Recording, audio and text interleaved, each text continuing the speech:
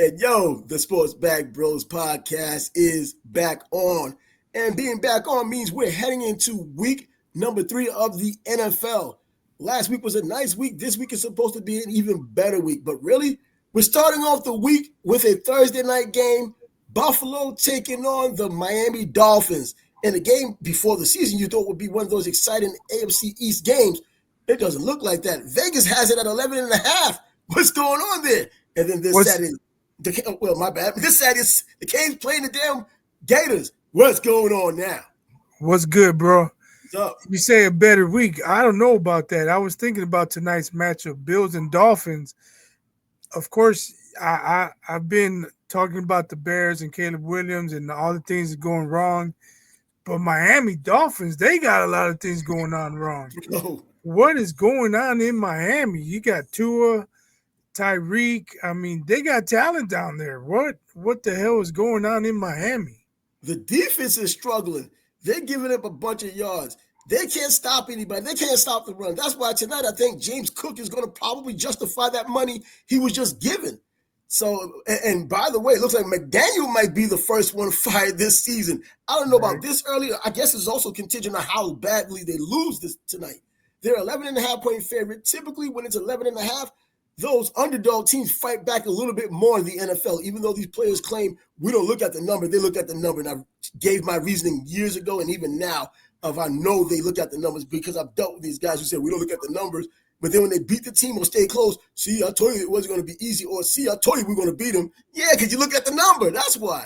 But anyways, I'm thinking that if they get blown out tonight, 11.5 is a lot. Shoot, if they get one, and Buffalo scores like over 30 points a game. I mean, even though it's only 2 games going to a third game. But Miami also gives up a lot of points. I'm just wondering at what point do the Bills call off the dogs? Because I'm thinking they're going to hang at least 30. Yes. My question is it going to be 30-3? Is it going to be 30-17? If it's 30-17, then, Josh Allen and the boys stay out there a couple more series. They might get it to 40. But if it's 30-3, they might play 2.5 quarters, man. Just give them 41-21. That's very convenient because I did take, well, not even that 40. They give them 30-21. So make it a little closer because they try to pick it up towards the end because I took the 50.5 over. Why not? So you might as well play it to my hands. That 50.5. If they cover the spread, though, there's going to be a lot of conspiracy theorists coming out of the woodwork tomorrow. Yeah, 11.5 points is big, but like I said, every time or a lot of times when there's a high spread in the NFL, that team that's the underdog kind of puts a little bit more into it, even when they have the lesser team. Right here's an example of having the lesser team and Buffalo being at home, having a streak against Miami in particular, a streak against a lot of AFC East teams as it seems over the past couple of years with Josh Allen being what he is.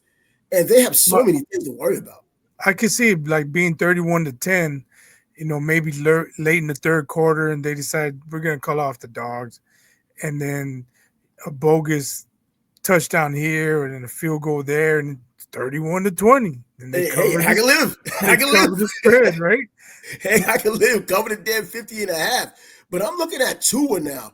The inconsistency, is it him just being himself, or is it him, I don't know, regressing as a quarterback this late in his career? I don't know if regression starts this late in your career, but he's just got all of this money recently, and I can't even say, I don't even know if he's living up to it or not, because what does he have? He has Tyreek, but what is Tyreek doing? Yeah, and didn't he call him out? Well, did he call Tyreek out? Yeah, I thought I saw a Bleacher Report saying. No, I didn't see that, but I guess that's another thing. I didn't get a chance to read it, so there's a lot of finger pointing going down there in Miami. You're probably right. McDaniels probably is the first coach to get fired. Man, that's but if Buffalo doesn't call off the dogs and it ends up 52-13 or something, the buzzers will be flying around in Miami. Yeah, right up there. But you know what? Lately, including last season, we've been seeing a lot of blowouts. We've been seeing teams that don't mind scoring 50 if they can. We've seen some teams acting like they wanted to act college ball, 70 points or something, trying to head that way. We've seen a lot of blowouts of late. And yeah, the Lions just did it on Sunday. Oh, well, and the Lions, just recently. So I don't know if it's a new culture or something, because in the NFL, at least some of these coaches, even when they're pissed off at one another, they don't want to run it up that high because they know how hard it is to get a win. They know how long the season is, and they know someone else is out there that might be able to do it to them. But, man, I think that recently there's just been 40, 50 points being scored and no one really caring. And, guys just give each other a mean look, but so what? I beat your ass. That's all that matters.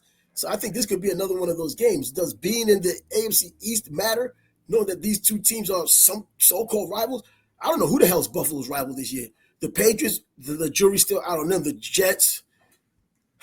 And then we have, Miami. I thought it would be Buffalo, Miami, the Jets, and then probably New England. But it just may be New England number 2 and Buffalo number 1 in the AFC East. Yeah, and like I said in past shows, I think the Bills, they're on a mission this year. That's what I'm thinking. And it looks like the Chiefs can be gotten. Of course, it's only 2 games in, but the Chiefs are 0-2, and the Bills, they made not quite a miraculous comeback, but a very unlikely comeback on that original Sunday night against the Ravens. So they're 2-0.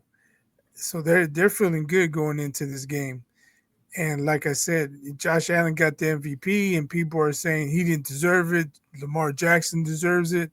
So, Josh, I'm sure he's focused on getting to the Super Bowl. He's playing with a chip on his shoulder, and the more people dog him, the bigger that chip on his shoulder is going to get. Yeah, and that's true. But and he's a dog, man. He runs like he's a dog. He's angry and plays like he's a dog. He's a hell of a difference maker on the field. Throwing the ball, of course, that's what quarterbacks do. But when he runs, this isn't exactly a quarterback that people really like tackling, especially when he gets to the outer layer, the second level, when these defensive backs might want to take a hit at him. He's a big dude, kind of looking for contact every now and then. He's Tim Tebow with quarterback talent sometimes when he's out there running. And he doesn't look to run out of bounds. Well, there's a lot of games going on, of course. It's week number 3. There aren't any buys yet. But you have the Jaguars playing at home against the Houston Texans this upcoming Sunday. And I don't know. We're going into the 3rd game of the season, and C.J. Stroud has 1 touchdown, 1 interception on the year. And, I mean, compared to what he had started off doing, it looked like he regressed a little bit last season, but that regression doesn't continue this year. And then just as important is, well, Trevor Lawrence, who we've been waiting for now going on 3 seasons. He has 4 touchdowns and 3 interceptions already going into a 3rd game. So I didn't see it, but someone asked me if I did see it, that your Jacksonville coach was trying to tell Trevor Lawrence something. Waved him off. He was like, yeah, whatever. Bro, I saw that. I was like, one of them got to go. But I didn't see it before the game. I didn't see it during the game. I saw it probably like you did on someone's highlight. And I didn't see it at all. They asked me if I saw it. Oh, okay. I saw it. I was like, wow, I didn't even know that took place. No one even mentioned it. Well, I don't listen to sports radio anyway, so I wouldn't even know if they did. But when I did see it, I saw it. And I'm wondering, wow, is there some contentiousness going on between those two? Because at the end of the day, that's not Liam's boy anyway.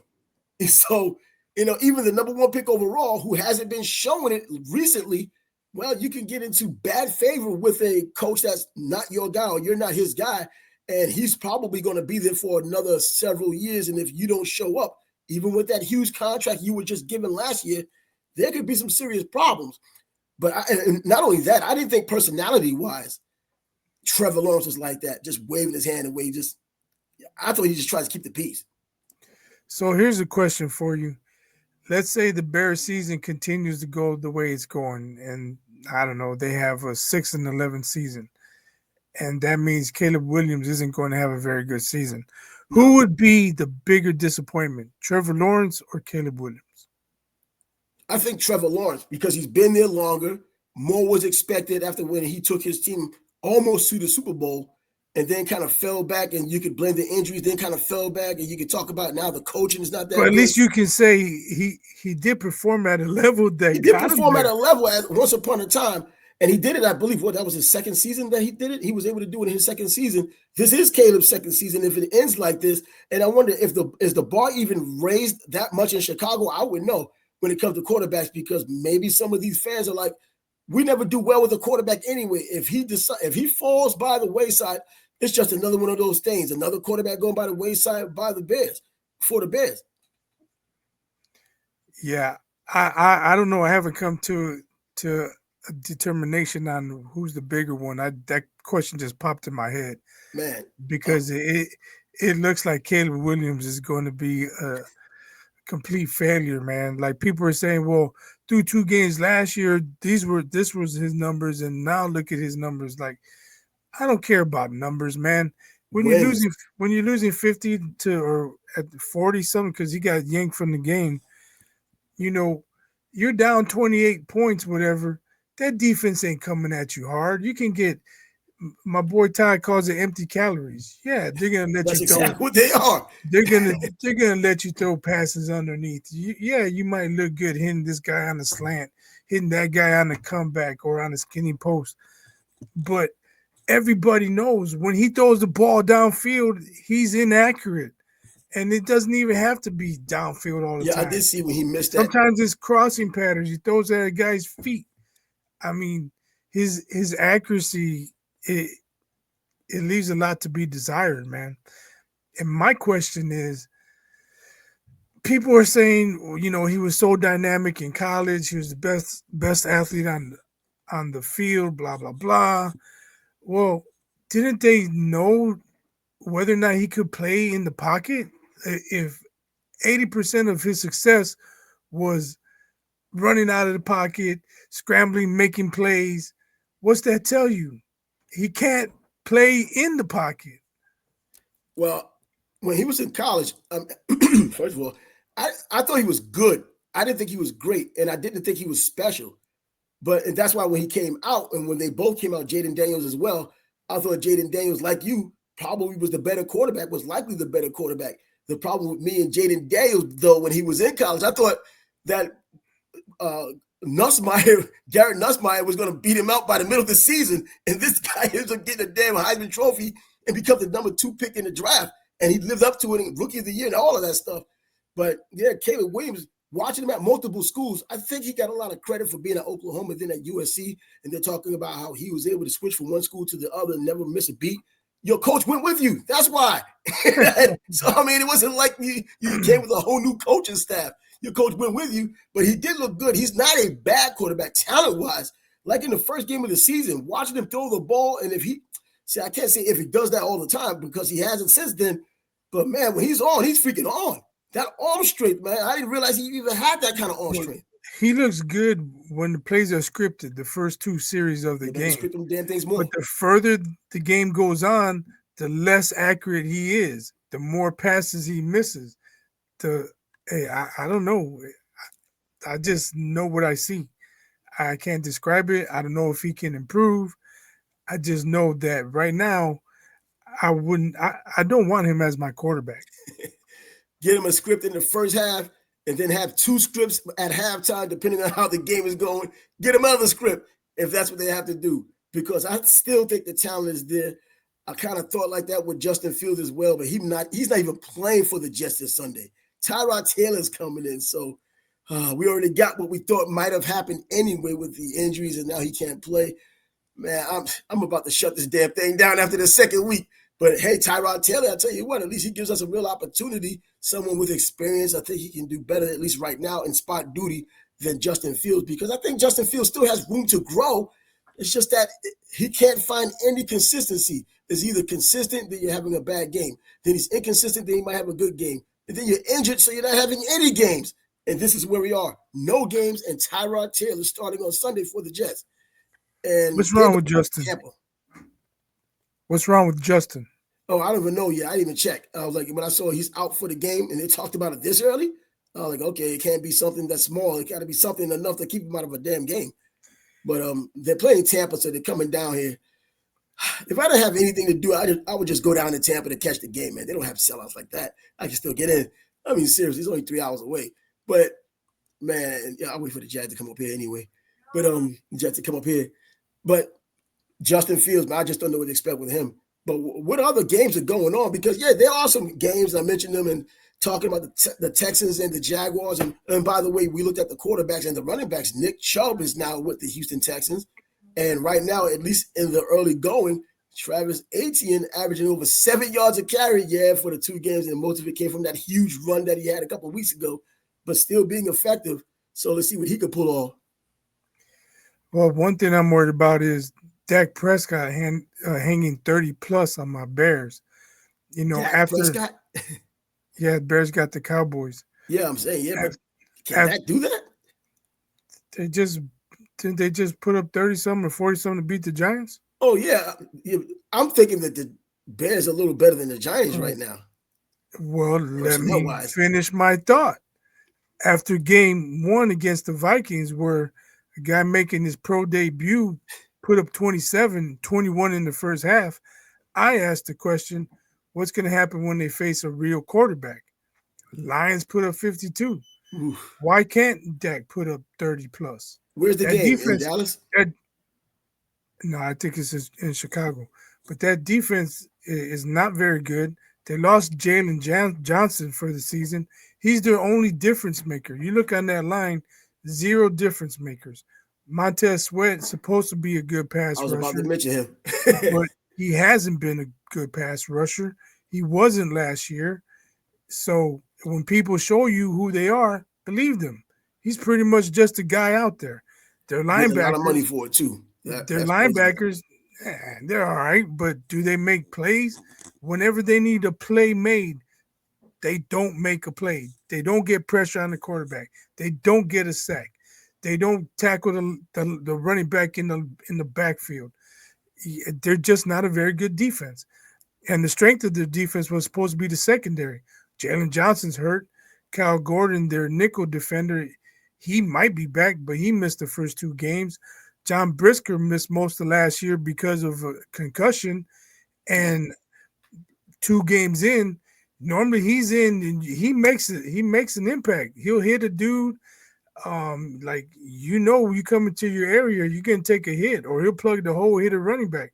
I haven't seen him hit nobody this year.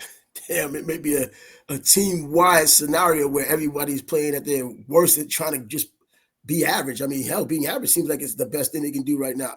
I don't have any idea on a week-to-week basis what's going on with Chicago. Watching them, and that's the only time I did watch them, was against Minnesota, and they looked good for that first half. And as we saw, McCarthy came back, who also won't be playing this week either with his injury issue. So, I mean, a lot of players getting hurt this early in the season.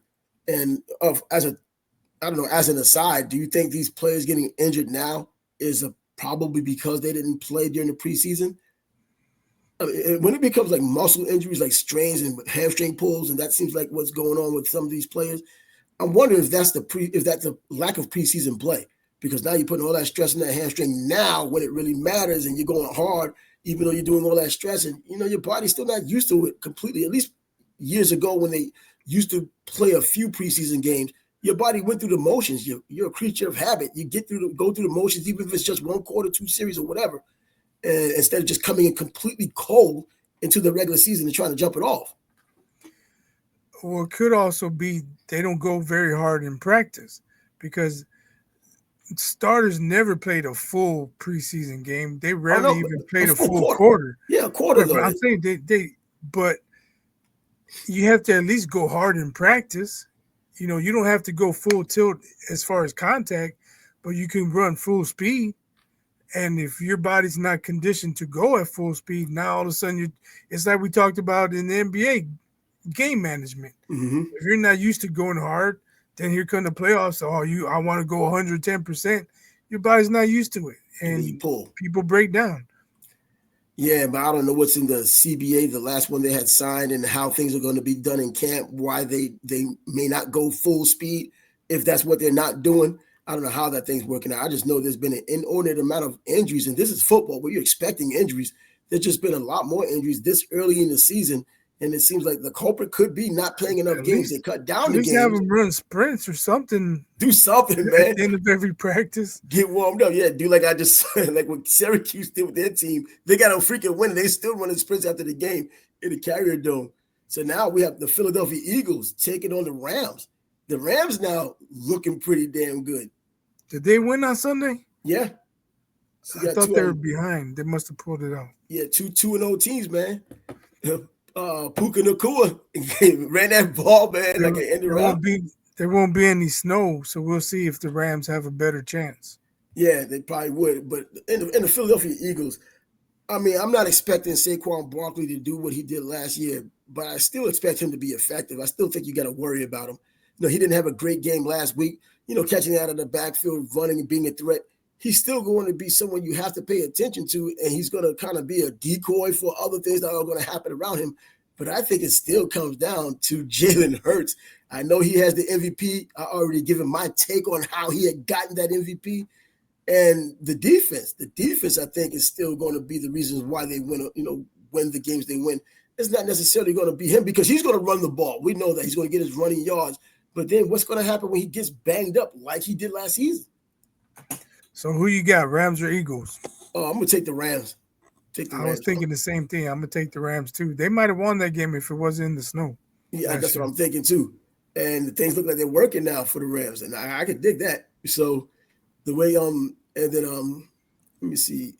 Even though Stafford as a quarterback, I was never on board completely with him. I watched him play in Georgia. I didn't watch him play all the time in Detroit, but you can kind of see that he wasn't as special as you think a first pick overall should have been. And I'm glad he has gotten his Super Bowl. So that's a cool deal. But he comes across as a nice guy. No one has a bad thing to say about him other than his wife. She was talking that nonsense a couple of years ago.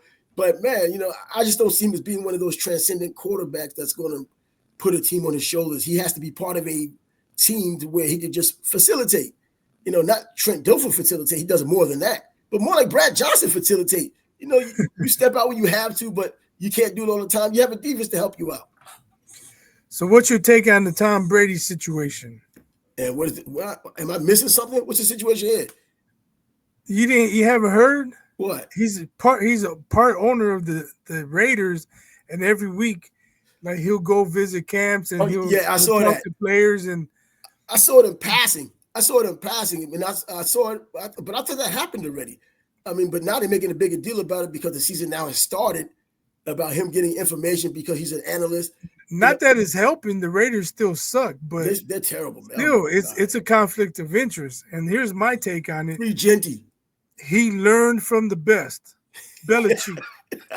He learned from the best. Man, I don't know about that, man. Come on. This is extreme here. My man I'm going to get a job so I can know everybody's business. Come on. I'm going to get an ownership stake so I can know the business of other teams. No one ever accused him of not being smart.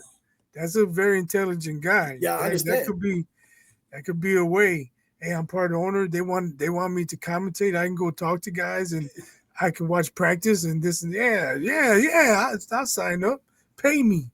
I remember Greg Olsen went through the same thing when he was still working with the Carolina Panthers, or at least playing for them. And he was injured, and it was a pretty bad injury to where he couldn't play. So they let him do broadcasting while he was on an injured reserve.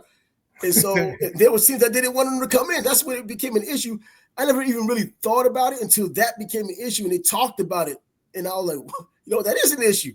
This dude's for the other team, even though he's injured, not playing for the team. Come on, he's coming to this locker room that his team is playing. And come on, man. All you need is a cell phone or a body cam or something. You can see what's going on. Yeah, but I can see how that's a conflict of interest. And Tom Brady being the A side, he's the A broadcasting crew. Yeah, I can see how that can help him. But with the team he has right now, what's really going to help? These Raiders are terrible. For me, the issue is, like I said, it's not like it's helping the first 2 weeks. The Raiders still suck. But if there comes a time where he's still commentating and the Raiders are good and he's doing their game, like they can't allow him to do a Raiders game. That's for one. That's number one right there. He can never do a Raiders game.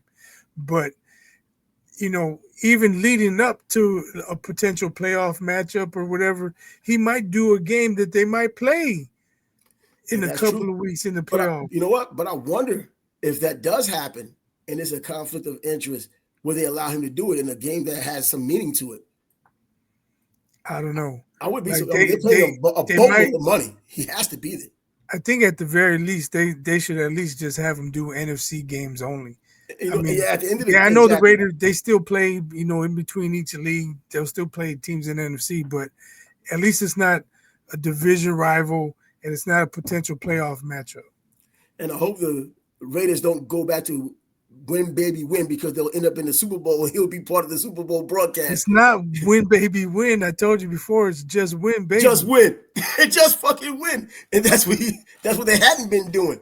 But just imagine if that was a scenario, I think he'll step down himself. But it might be one of those deals to where it's an NBC Super Bowl instead of a Fox Super Bowl or even an ABC Super Bowl, whichever part of the carousel is going to be on for that season. But you know, I saw it just the other day, but I remember when he first got the steak, though. It wasn't like just recently. So that that it just happened this week. But yeah, now that you see that the season's on and seeing how that conflict of interest may be an issue, well, that's what we have now. I think Belichick's in North Carolina right now saying, that's my protege right there. That's my My protege. guy, my man. Yo, He learned well. Another big game. I heard Brock Purdy may be playing this weekend. I heard he wasn't going to play at all, but now they're claiming that he may just play this weekend because things aren't looking good. So why not? I mean, Mac Jones did have a hell of a day last Sunday. They're 2-0. That's what I'm saying. They're 2-0. Mac Jones came in and held the fort in a series where I hadn't seen him play like this. Not even in his rookie year with New England, and that's when he had his best year. But but it's different once DCs have a chance to prepare for a guy. And that's the truth. They had no idea Mac Jones was coming in. But you know what, though? He's been in the league long enough so they can see video on him and know his tendencies and what he doesn't like to see and all that other stuff.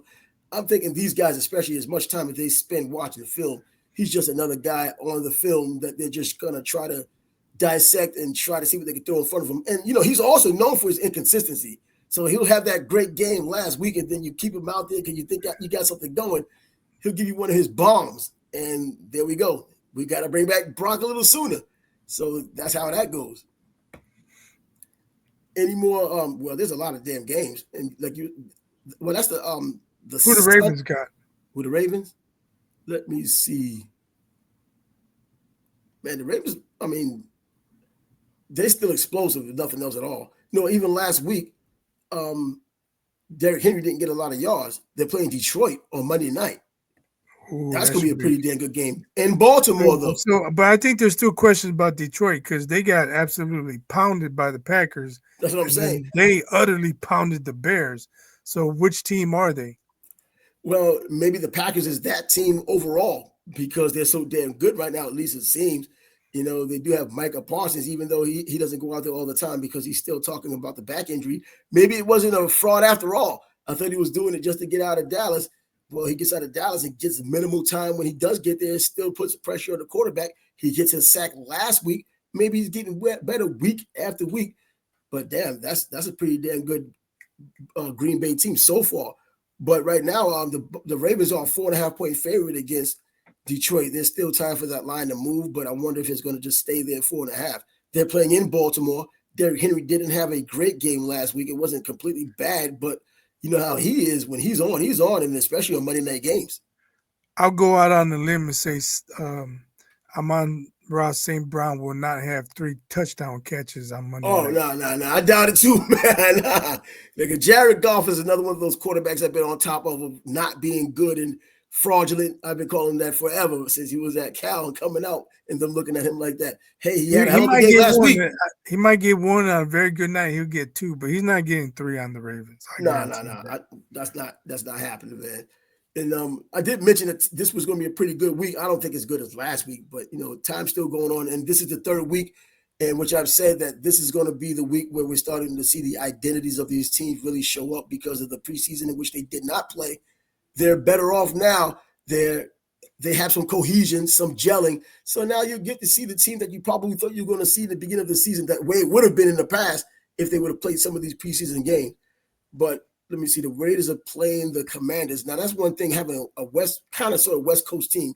Nevada's not on the West Coast, but it's in the Pacific time zone. Coming over to the Washington Commanders and that long trip, that time zone. I remember a few years ago, the NFL was talking about not having teams come that far from the West to the East and vice versa because this early in the season. They wanted to wait until later in the season. And this is what we get. In fact, the first games of the season, we had teams going across the country. The Raiders, again, came across the country. I don't know what the difference is. I mean, later in the season. Well, you know what? I guess getting acclimated, just playing and playing and playing. So at least your body's later in the season, players are more banged up and whatnot. So I guess they're more interested in the point of it. That early body clock deal, playing that 1 o'clock game on the East Coast. And they play football once a week, man. Bro, that body clock still matters. Get your shit together. I know here in Jacksonville, they leave on Thursday sometime, or not Thursday, on Friday sometime to play a Sunday game if it's on the West Coast. I mean, remember Jack Del Rio used to dress them up like that to do that. And they're not the only team. I'm sure other teams do that, trying to get acclimated to the time zones. And, you know, football players, creatures of habit. Now, there's all this kind of football happening because but if they keep coddling and babying these players, they're just going to get softer and softer. Look at the NBA. They play 82 games out of 365 fucking days, and they got to take 7 games off for game management. And they hadn't done it before. Not injured. I'm tired. I got to rest my body. And they hadn't done it before. You're 26 years old. Why are you tired? They hadn't done that before either, and they weren't as injured as they get now. These dudes get injured for almost anything now, and I'm thinking soft like bread, man. Soft like bread. It's a tribute to how much more athletic I think they are now than they were back then. As a whole, they were athletic players back then, even though people want to say otherwise. But it's going through the droves right now. Hold on a second. Yep. So let me go check. Oh, well, how about the undefeated team going down in the AFC South? The Indianapolis Colts are playing unbelievable undefeated right now, playing against, let me see, the Titans. They play against. It might be 3-0, man, but I think it's smoke and mirrors right now. That's what I'm thinking, man. It's Daniel Jones. It's got to be smoke and mirrors. They need Toto to go behind the curtain.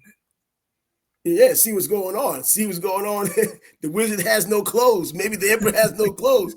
Well, Daniel Jones, man, I give credit where credit's due. He's been consistent, but how much worse can he be than what Anthony Richardson was? I mean, they're just waiting to get him out of there. You know, he's not getting a second contract from them. There's just no way, injury-wise or otherwise. He just isn't any good. I thought that coming out of college, he wasn't any damn good. This justifies it. They can talk about whatever injury they want as an overall talent for the NFL. He's not it. And he wouldn't be the first one that wasn't it. Jamarcus Russell wasn't it. So he's another guy who's just not it. Rick Meyer wasn't it. There's been a lot of guys like that.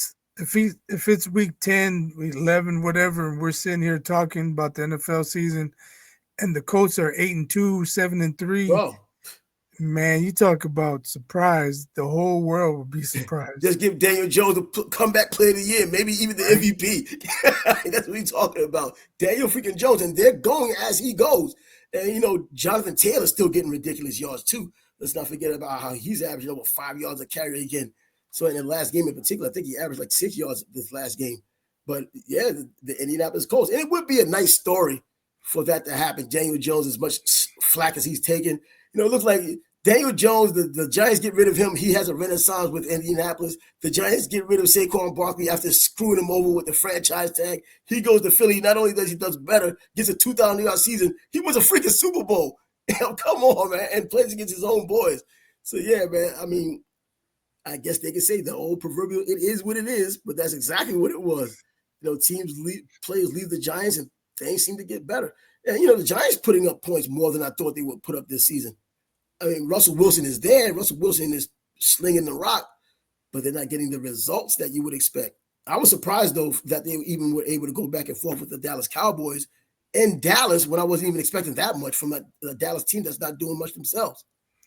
Well, Dallas's defense leaves a lot to be desired also.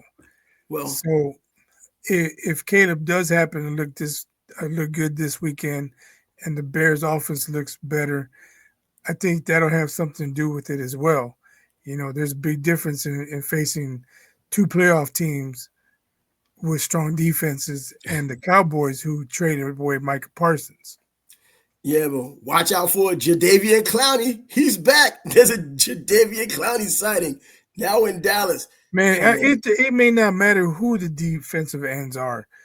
Bears linemen make mistakes. You know, I'm watching Chase Daniel, and he's saying Caleb calls protection for the line to slide to the right. the linebacker walks up to the gap, and he says the left tackle supposed to block down and get him, and then the running back comes, and if the defensive end comes, he blocks him. If the defensive end doesn't come, then he goes out into the flat. What does the left tackle do? He goes and blocks the defensive end who's following the running back, opening a big ass hole for the linebacker to come unabated to Caleb Williams. Ah, damn it. I don't know. These plays. But you see every other lineman slide to the right, but he goes to the left. And like, you can't make this up, man. I don't know how you could have such a catastrophic,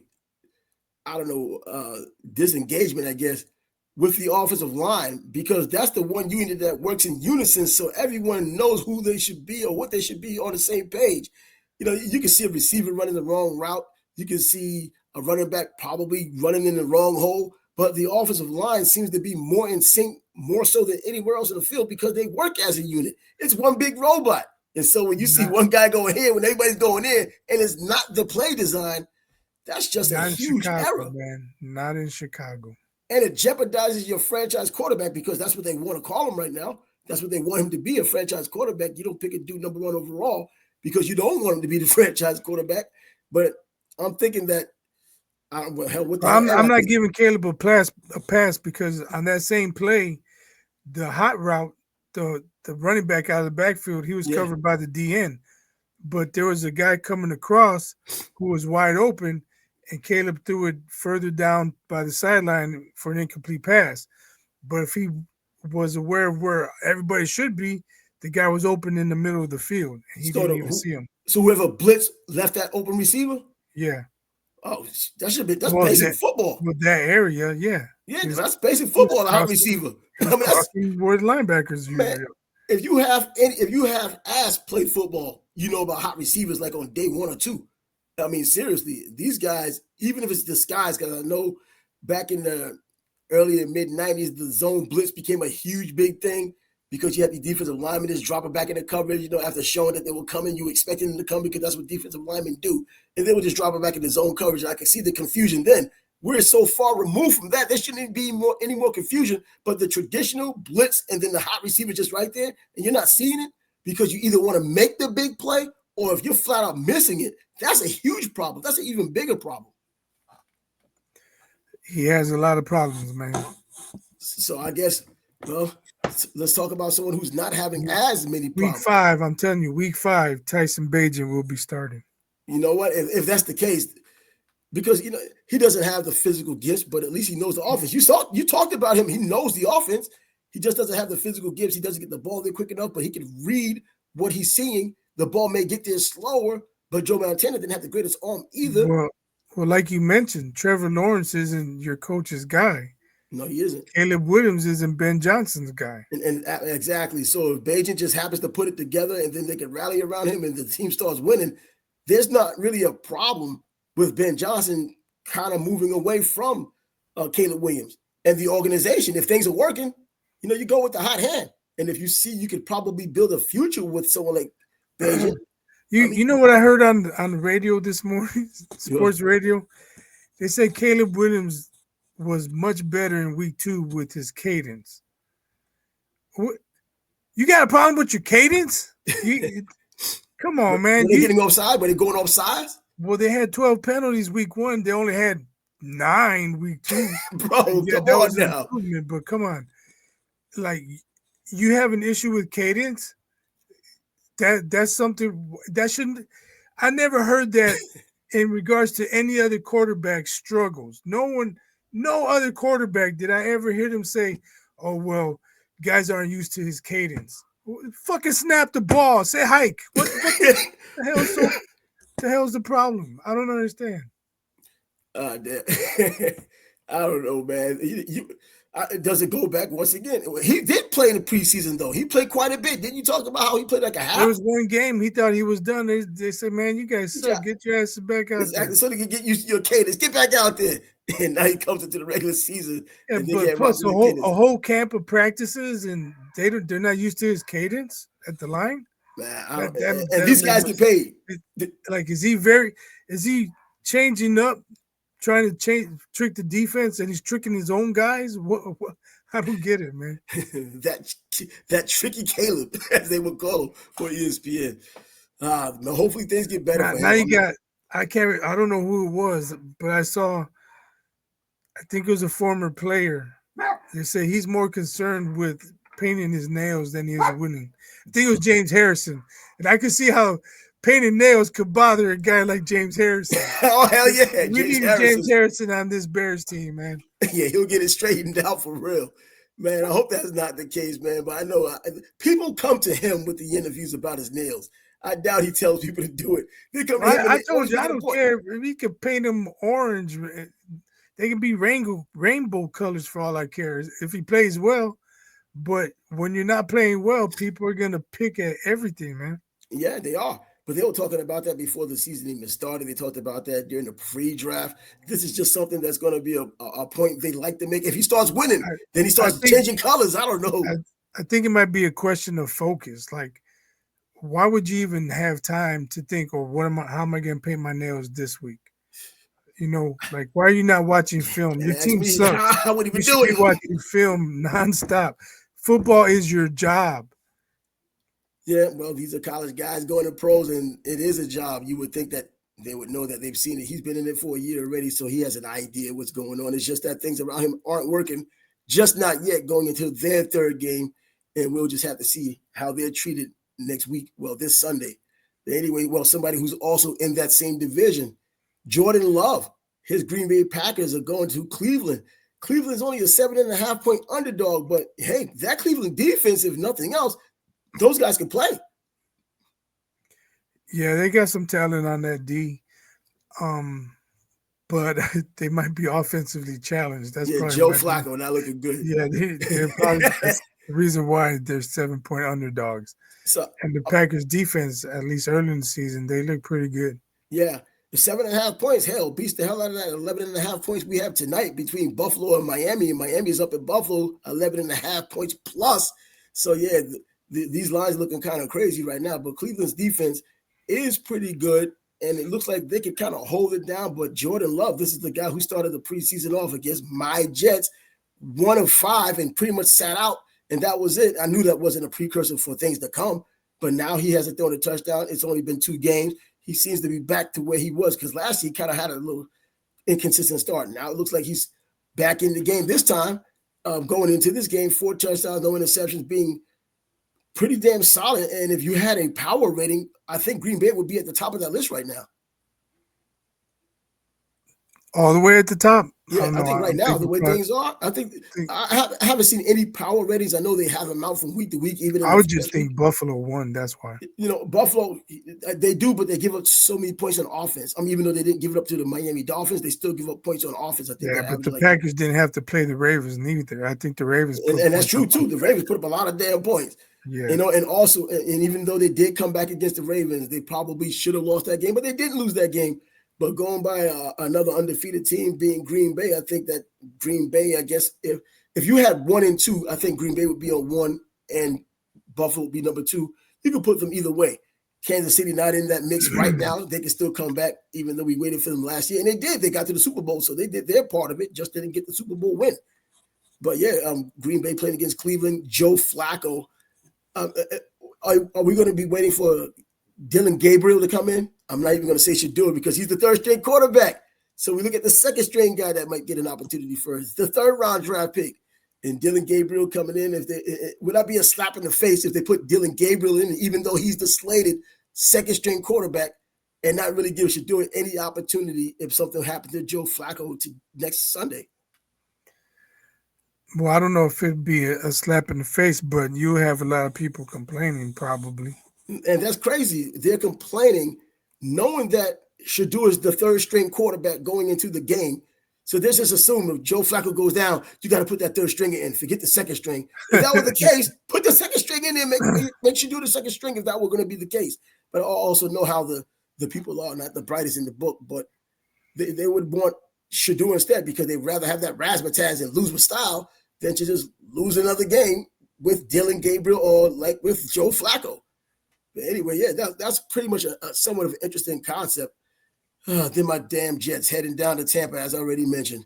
I don't, I don't even know what to Is your expect. boy is your boy Genty gonna run for more than 2 yards per carry this God, week? man, he's been McFadden, man. I can't even say anything about it because I knew what team he went to when I made my damn choice of picking him as the rookie MVP, the rookie of the year. So I knew he was going to the Raiders. I thought being in another location, but that same damn logo doesn't make a damn difference. It's still But, early, but my bust of the year is looking oh pretty my God, good you're right now. bust of the year, man. Come on, man. That's like almost a gimme. It seems like a gimme so far. And then now people are pouring in on him. I'm looking at other commentators talking about, so you looking at he can't get out of the backfield.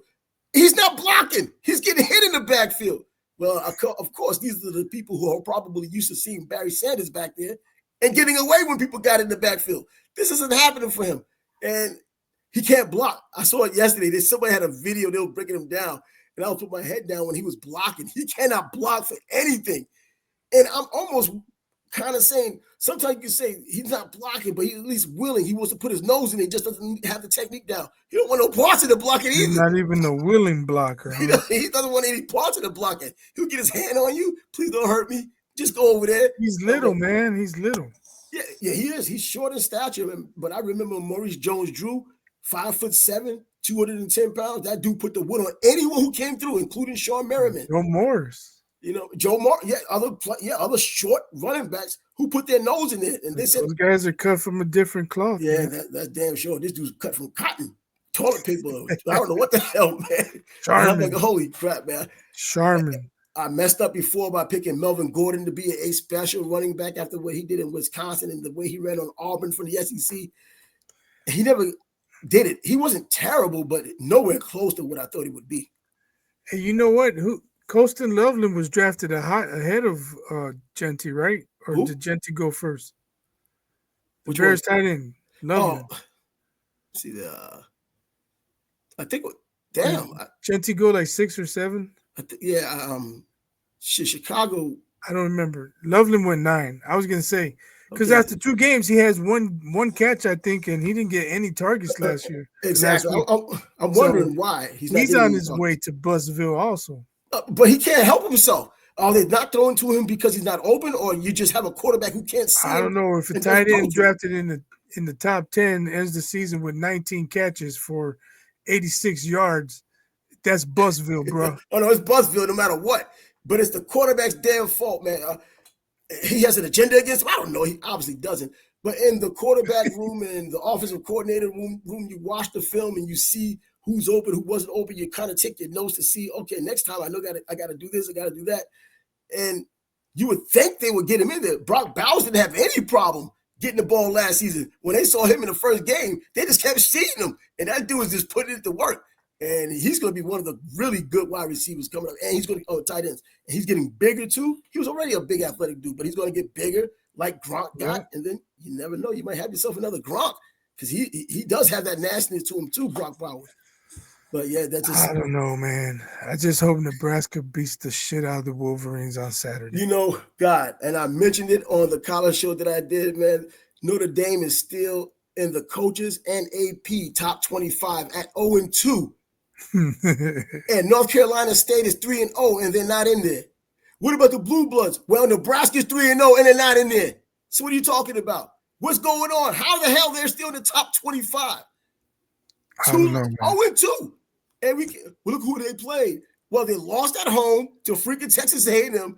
They lost on the road to Miami, and they're 0-2. They're still in the top 25 in both. And I'm like, you crazy. I mean, if you're not going to put North Carolina State up there, you could put Nebraska if it's just name alone. 3-0. That should put you in there. But that's not. I'm not worried about that. If Nebraska wins Saturday, they'll be in the top. They win Saturday, they'll be in there. There's no way they could be out of it. Nebraska, the name alone can't be 4-0 and not in the top 25. And I think there'll be some voters who thought about, then they'll probably put them like 17 or 15, jump them pretty damn high because of what they missed before.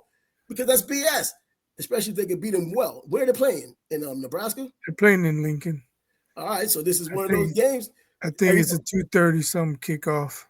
Everybody's starting to get a little bit of that taste. The teams that didn't play in the beginning of the season, the heavy games like a Texas, an Ohio State kind of game or Miami Notre Dame kind of game. Those teams are finally getting a little bit into conference play now. We did see it last week when Tennessee took on Georgia, and Georgia had to come back from a 21-7 deficit in the first quarter to win the game overall, 44-41.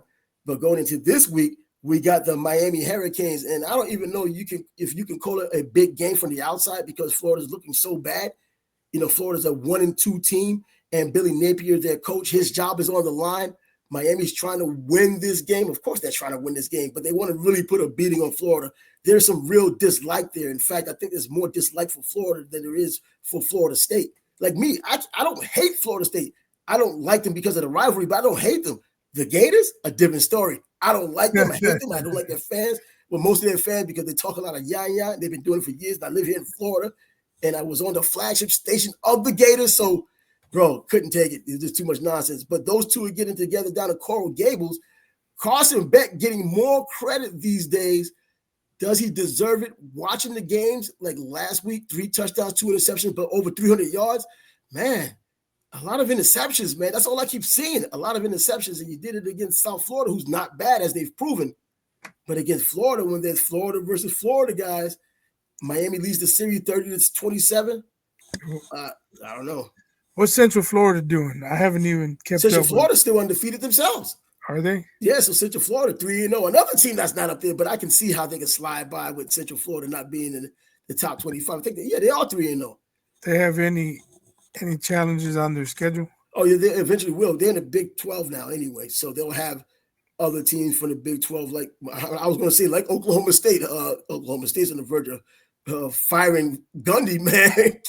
Mike Gundy's about to get fired over there 0-3. I hope Frosty Dog gets his teeth kicked in. Well, I don't know. I don't have any animosity against him. You have a right to have animosity against him. Well, when he leaves and gets rehired by Central Florida, and he says Nebraska was the wrong job. But motherfucker, you were the wrong coach. You're the wrong coach back at home. You're supposed to be the prodigal son, kind of like Mario Cristobal down in Miami. Yeah, but this week here, we do have some pretty damn good games. With I think Miami, obviously, and then you have Alabama's playing a huge game. Oh no, that's next week.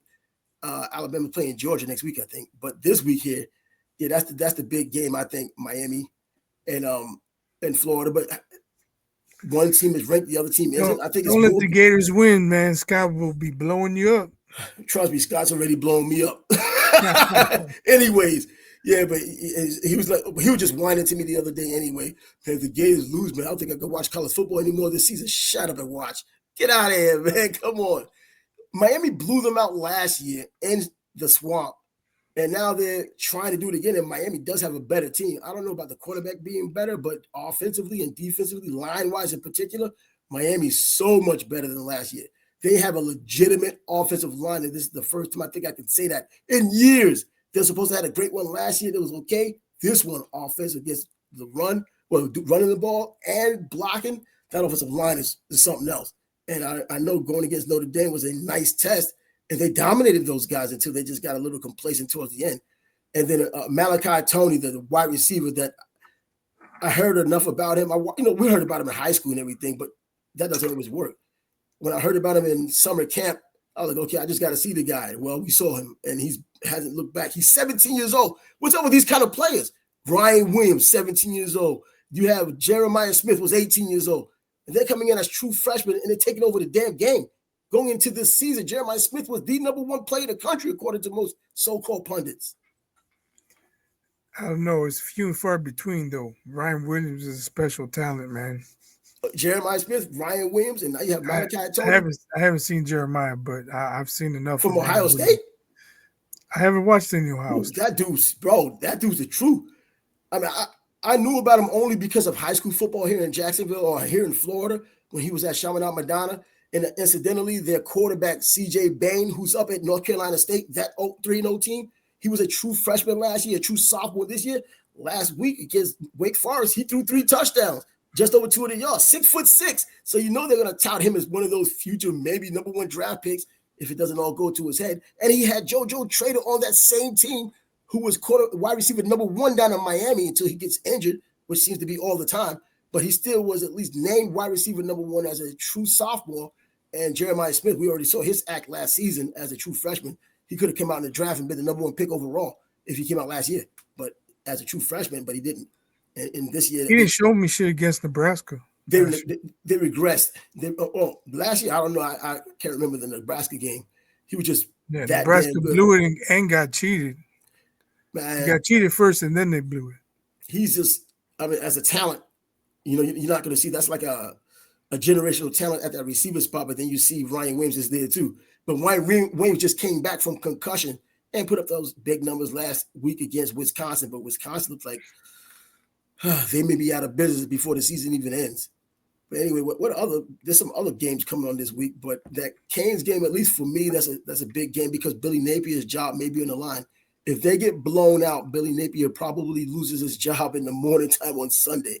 Definitely, most likely before Monday. I hate it for him, man, because that's just the nature of the business. But last year, it looked like it was the same story, but he got those guys to rally, and they did really well, and they went to the bowl game, and they did all this good stuff. And going into this season, DJ Lagway was going to be the quarterback that was going to really get them going, but he missed all of spring because of injury. Then he missed some of fall drills because of injury. Last year against Georgia, he got hurt in that game, injury prone. And then 5 picks to LSU this past Saturday. Damn, he has nowhere to go but up. But how far can you go up against Miami playing like they're playing? Ruben Bain is in the same man. I mean, not even just because of a Kane fan. I mean, NFL scouts are saying the same damn thing. But anyways, tonight, Buffalo taking on the Dolphins, and the Dolphins are a 11.5-point underdog. I'm just going to roll with it. My score prediction, 42-17. Yeah, bro, I like it. 42-17. If it's 50.5 or higher, I'm good. If it's 51 or higher, I'm good. If I had to make a prediction, I would like 35-17, somewhere around there. 35-17, still get the same result. Hey, we're good to go. You know what I mean? Because Tua, I'm still waiting for Tua to erupt for something. I'm still waiting for Tyreek to erupt for something. I mean, damn. They didn't just disappear. They do have defense. What happened to Waddle? What happened to your boy H-ing? The injury, I still think he's not recovered from that knee injury. The dude had an ACL. You know, not everybody's Adrian Peterson. And by the way, just to throw another game out there, I did take the over again with Rice and Charlotte tonight. So college football starting on the Thursday just as much. 2 bad freaking teams. Oh, my God. I did take Appalachian State over Charlotte in the opener, and that was an easy money there. But we're starting to sound like one of those 90s Saturday morning shows with their call my 800 number for the hot pick of the day. Yeah, the hot pick of the day. We got enough of those guys. Just come to my website now. They said, come to my website. Just click here. Just go. They got the firewall up and everything, man. They want to get paid. And a lot of them, all right. They're all right. Shoot, I'd rather just watch the games and be able to figure it out my damn self than get someone who does the same thing for you, but they do have their computers and run the damn get game on out of here, man. Anyway, he's biased. I'm Trav, and the Sports Bad Bros podcast is going to come back at you on Monday with the results from college and the pros and maybe anything else that pops up in between time. Final thought. Was there any ever doubt Bud Crawford was number 1 pound for pound in the world? No question. No question. Not for me. You didn't have him number 1. Oh, no, I have number now. Yes. Now, I've always had him. Oh, well, no. The last 2 years. Well, I put Usyk. Well, I had Usyk you had some doubt. You had some doubt. No, I had Usyk first. No, I had Usyk right there. You had doubt. I knew knew it all along. Oh, well, but hey, I put the dollars down and Bud put him to school, and that was the game.